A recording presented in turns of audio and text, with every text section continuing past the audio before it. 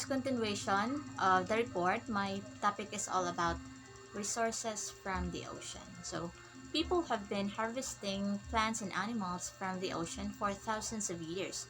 Today, harvesting food from the ocean is a multi-billion-dollar industry.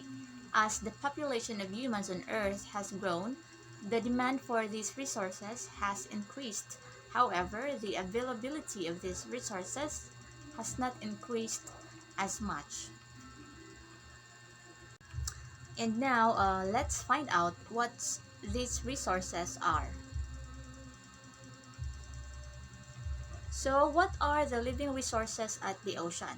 So, first is we have the fish. No? So, sa Bisaya pa, isda ni. And so, harvesting fish in the ocean can harm the environment. Usually, fish can reproduce faster than people can catch them. However, new technologies such as drift nets has allowed people to catch more fish in less time. Drift netting is a fishing technique where nets called drift nets hang vertically in the water column without being anchored to the bottom. And as you can see in the picture, that those are drift nets. And this drift netting allows people to take fish faster than they can reproduce. No? So this could cause the population of fish in the oceans to decrease. Therefore, we could conclude that if drift netting is not to be banned, the population of the fish will continue to decrease. But recently laws have been passed that control fishing more strictly. So these laws are supposed to help reduce the damage fishing can cause to the environment. Now, as a result of these laws, people have begun to raise fish and other types of seafood such as the shellfish and seaweed in farms near the shore. So, that is an example of a seaweed. So, by growing seafood in these farms, people can conserve and protect wild organisms. And these are other living marine resources. So, we have the jellyfishes, the beautiful ones, and we also have the sea urchins. So, sa Bisaya pa, we call it tuyom or swaki, diba? And we also have the sea turtles, or sa Bisaya pa, we call them bao, diba? Or pawikan. And next is we have the seals. So these seals, wala ni sa Pilipinas, I guess. It's nani siya sa other country, like sa America, sa Europe, and sa Australia, something like that. Now, what are the non-living resources of the ocean? So, fish and other seafood are important resources that people take from the oceans. However, people also take many non-living resources, so from the oceans. And these non-living resources include the energy resources and material resources. Now, let us tackle first the energy resources. So first we have fresh water. So it is often considered a renewable resources. If we say renewable, this can be used again and again, and the supply does not last. The supply is like forever, you know. Hindi siya mahurot kay renewable man siya. However, in parts of the world where the climate is dry, fresh water is very limited. And in these parts of the world, ocean water is desalinated, no? To provide fresh drinking water. So that process is what we call desalination. So desalination is the process of removing salt from seawater. Most desalination plants heat ocean water to cause the water to evaporate. So that water vapor, which is not salty, is collected and condensed into liquid into liquid fresh water. So mao ni atong giinom nga tubig, fresh water. Dili ni siya parat.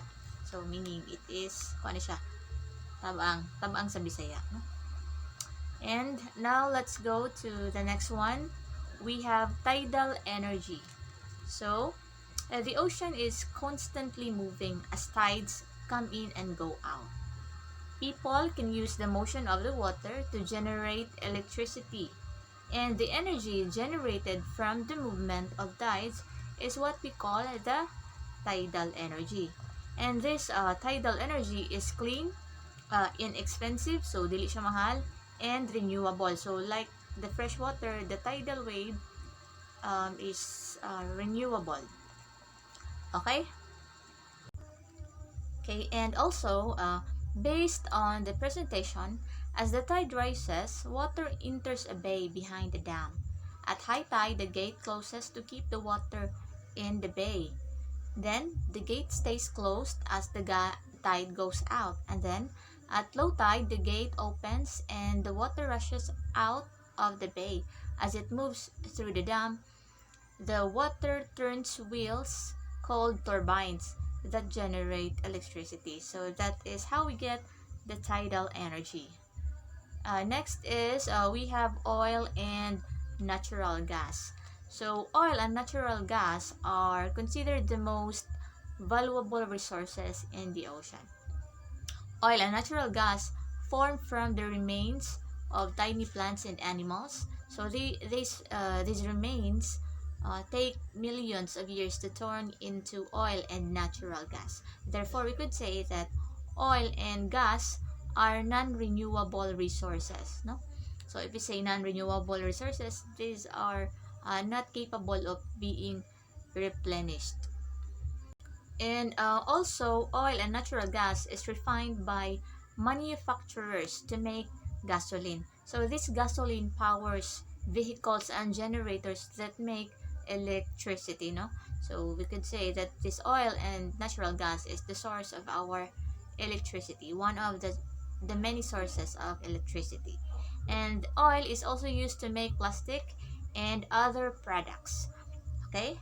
Now let's go to the last one. So we have minerals. So many different kinds of minerals can be found on the ocean floor.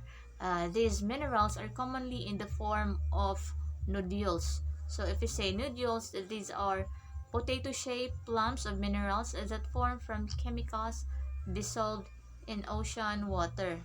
And also, nodules can be made of many different kinds of minerals.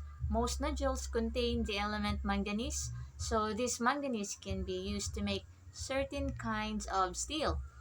No? So some nodules also contain the valuable metals such as iron, copper, we have nickel or cobalt. Some also contains phosphorus which can be used in fertilizers, no? And nodules can be very large, so they may contain a large amount of valuable minerals. However, they form in the very deep parts of the ocean, so lisod kay siya kwaon, no?